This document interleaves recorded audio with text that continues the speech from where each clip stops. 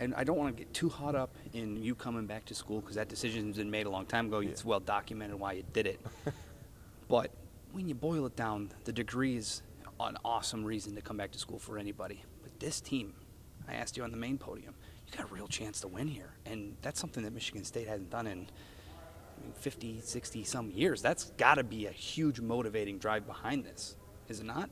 Honestly, it is. You know, we understand our potential, and I understand the potential we have on this team, and not only that, but the depth. I think the depth plays a huge role in our success, and you know, I just want to be a part of something bigger than myself, and I know that I can take this team to great heights. You know, I know how far we can go, and I believe in our team through and through. So I want to be a part of that team that goes to the national championship. You hear "reach higher," the slogan of du jour, if you will, this year.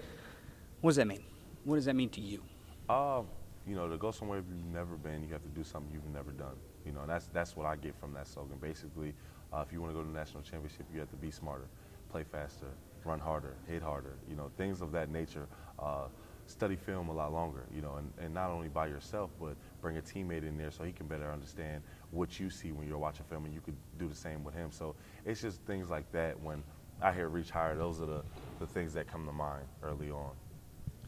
Tell me about this offseason. I mean, this has got to be, you know, if you want to reach higher, I'm sure that didn't start today. You know, you reach higher when the season ends and the Baylor, you know, I was with Tony Lippett. Oh, okay. And I did something when he did something with some kids, and I interviewed him about going to the NFL and stuff like that, and I asked him about the block. Yeah. Do you remember where you were for the block? It's crazy because I pulled the guy, and I saw the block happen. I turned around. I think you watched. I might be on film. I turned around and I saw the ball in the air. And I just saw RJ catch it. And as I saw him catch it, I just watched him run. And as he's running, I just see Tony. And I'm like, what is Tony doing? He's going the wrong way. And he just hits the guy. I mean, he just left. But my first instinct was like, why is Tony going the wrong way? You got to go.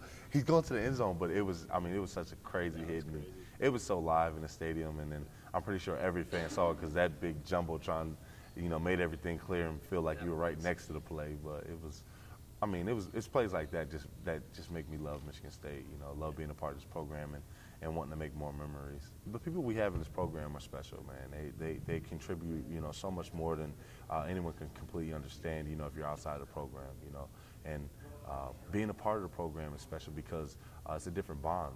You know, I believe that our bond is a lot different than any other, you know, Big Ten school. I think that we have so much love for each other and not only that, but compassion to see each other succeed is. It's tremendous, you know, and I love, that's what I love about our team. You know, we all want each other to be successful, and we're doing anything that we can to provide each other with success. Now, I could sit here and go through 12 games and talk about each one, and we will throughout the season. We'll talk, me and you. We'll sit down and talk. We'll make it happen. But Jim Harbaugh just moved in down the street. You guys have owned that series, and now the media attention again is seemingly Michigan's back. And we'll play the game. They understand that too. They're not the ones saying it's the fan and the media base driven stuff. What is it about Michigan that you personally what irks you about that program to you? Why are they when you hear rivalry in Michigan, what clicks in your head immediately? I think it's just, you know, things that have happened in the past that have made the rivalry so strong. And then I don't completely believe that they have respect for us. I don't think that they completely respect our program the way that we give respect to theirs, you know, and I think that the thing that kind of gets us the most is, you know, not being able to shake hands with them after the game, you know, them not giving us, you know, just due credit because we would do, even when we had the unfortunate loss, can't remember when it was, but even when we did, we went onto the field and we shook their hands like men because that's what men do. You know, you chalk up your losses and you come back to fight another day, but we haven't gotten that same respect, so it's kind of, we're still fighting for that. We're going to keep fighting and we're going to keep working each and every day to prove that we deserve to be in the Big Ten and that we're Michigan State and we're here to stay.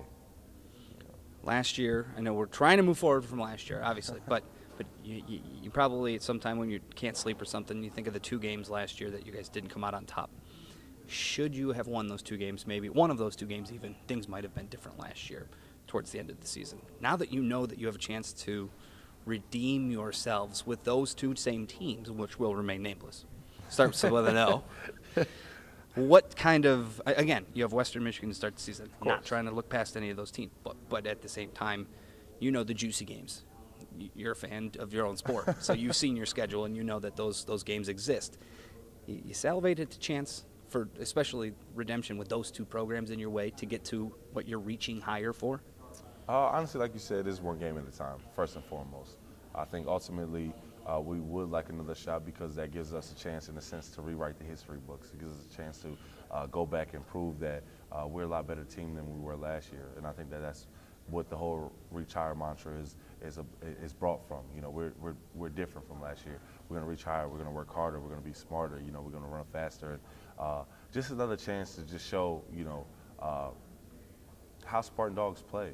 You know, and we didn't play our best game against neither of those teams. I mean, it's not no hidden secret, but now is a chance where we can have an opportunity to show throughout the whole season how we play Spartan Dog football. You know, not just those games, but each and every game, how we compete, how Spartan Dogs come out and play as a defensive unit, or offensive unit, or a special teams unit.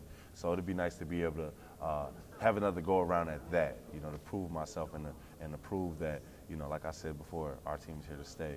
You know, we're always going to be Michigan State. We're always going to be the Spartan Dogs. You know, we're never going to change. Last one for you. One of the big Spartan Dogs from last year, in the past few years, is gone now. The fieriness of Pat Narduzzi down at Pitt now. Who's going to be that guy who comes down and Spartan? Is there going to be more player ownership on that attitude of, you know, when you guys were down, he would come down in the fourth? And I mean, do you ever remember a story when you guys really were like, whoa? I mean, there's a couple of games he came down and he really fired you guys up and got you back in it. I mean, it's constant games like Nebraska, like Cotton Bowl, like, I mean, Penn State. We've had a lot of moments where Coach Narduzzi come down and we'd change up our plan, but I think that it'll be a combination between players and also Coach D, you know. And not only that, but we have guys on staff like Coach Tressler and Coach Burton, who's going to be there just making sure that we stay in the game, and hopefully that we can take it in our own hands and make sure that we're never down, you know, that we keep a constant lead and we win every game the way we're supposed to. But I think that, you know, Coach D more so give us the eye, like, get it together. I'm not going to walk down there because if I have to, you're going to wish I didn't. And a combination between also players realizing that we need to be better. You know, we need to do better and make sure that we're never in that predicament. I lied. I have one more for you because you just sparked something in my head. I will promise this is the last one for today. You're going to be my inside guy. Just let you know. Yeah. The maturation of the Michigan State program under D'Antonio. I mean, you were, what, his third recruiting class? Yes, I believe third? So. He's been here for, what, 8 years He's now? been here since, I think. He started in 07. So, well, let's do math. Okay, here we go. Let's get there. We're making 8 years. This will be his 8th or 9th season. Either way, I knew you were part of one of his early. But you've seen the transformation because you saw the guys that were here that were like, yeah, this guy's going to be good. Yeah. And now you've seen throughout your time, yeah, he is good. Yeah. You know, and now you see the recruiting class. You pay attention to any of the recruiting classes for the future years at all? Yeah, I've seen some stuff about it. You know, yeah, it's pretty good. And, you know, so, I mean, just talk about your perspective of the maturation of this program under D'Antonio. I think that he's definitely brought the program up. I think that especially because I think now people, once he's done, will have, you know, will say, hey, I was a part of the D'Antonio era. You know, I think that he's going to have his own era, and I think rightfully so because he's done so many great things for this program, you know.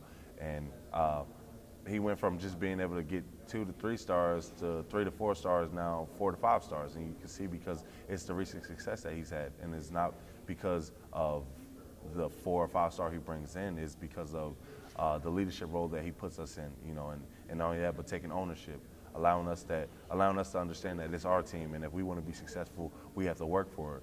You know, like I said before, you're not just going to be able to throw your helmet out against any team and win. He wants us to make sure that we go out each and every day and practice, work hard, give it everything we have, and play every play like it's our last, and ultimately that will lead to our success on the field. So I think that recent success has definitely, you know, helped us gain 4 and 5 stars, but I think that we've done a great job with just having 2 and 3 stars because he gets young men who want to work hard and that are respectful and that are going to give everything they have because they ultimately have that chip on their shoulder and they want to prove to him that they're worthy of being at the university. Even though he believes in us and he has complete faith, we still want to give him back what he's given us, and that's just a blessing.